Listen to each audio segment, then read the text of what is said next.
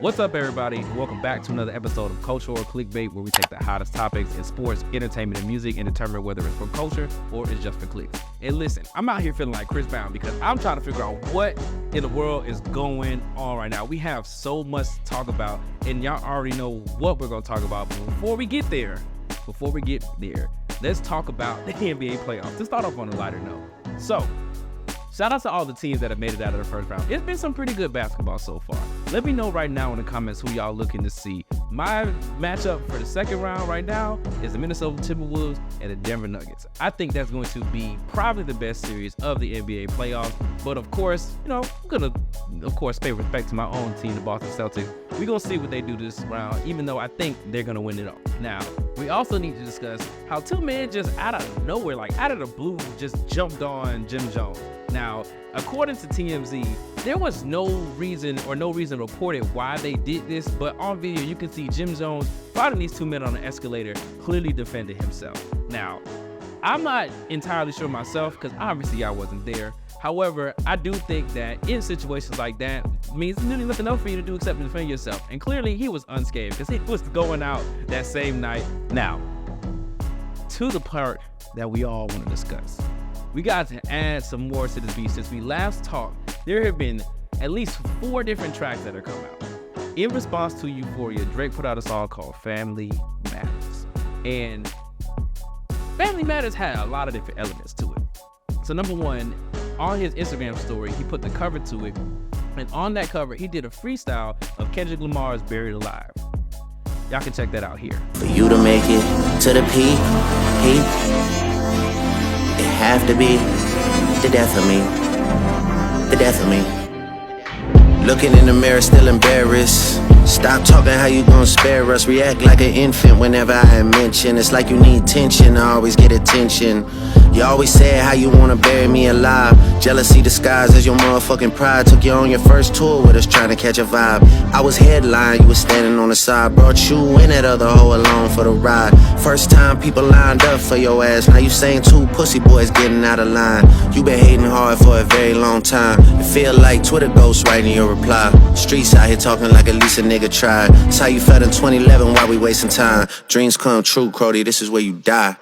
Now, apparently, before all of this beef even started, we just gotta go back just a little bit.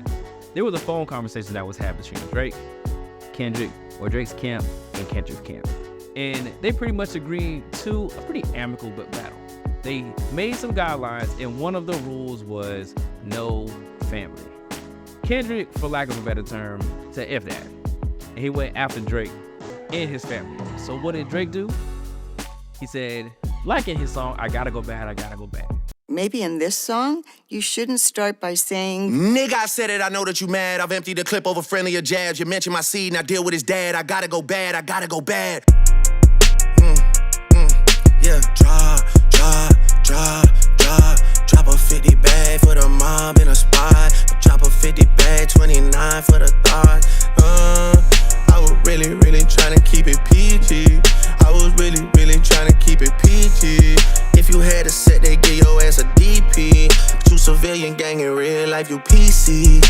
So there are a lot of crazy references to Kendrick's family, and just a whole bunch of different things that Drake felt necessary to go ahead and add into this particular track.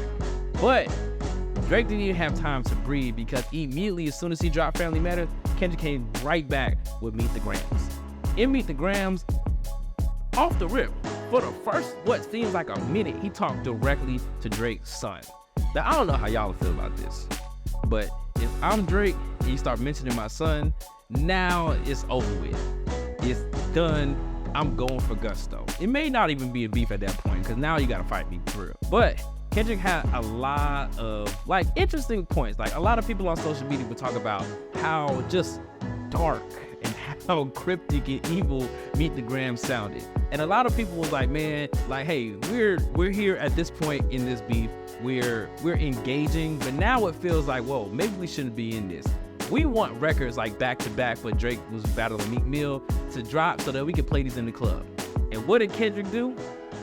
Very shortly after he dropped Meet the Grams and it was dead silent, he dropped his track Not Like Us, which we first got to shout out the West Coast because it definitely had that West Coast feel. They not like us, they not like us, they not like us. They not like us, they not like us, they not like us. You think the Bay gon' let you disrespect Pop, nigga? I think that Oakland show gon' be your last stop, nigga. You know what I'm saying? I'm definitely anticipated on hearing it in the club. I don't know how y'all feel about it, but it was a track directly centered at Drake and his team. Now, Kendrick has been ripping Drake to shreds. At this point, I'm not even sure how you can come back to it. One of my favorite parts of one of the more impactful parts of this song is how he addresses Drake's many relationships and his collaboration with some of the artists in Atlanta. Y'all check this out.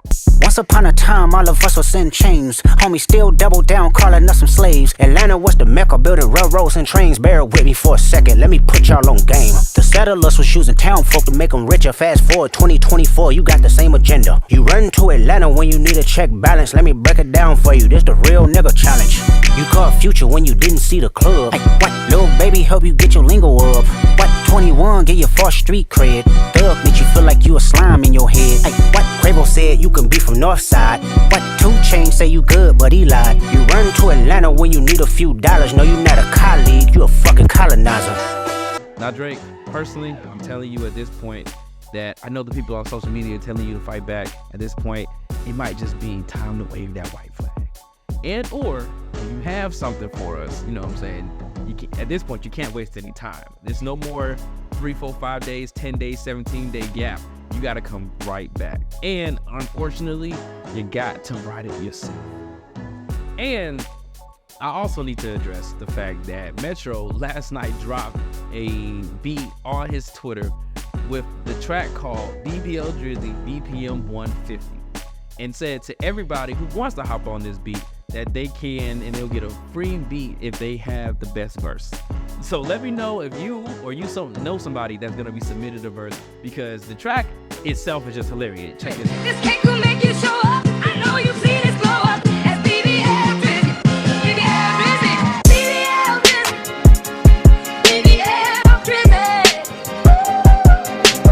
BBL Drizzy. Oh, BBL Drizzy.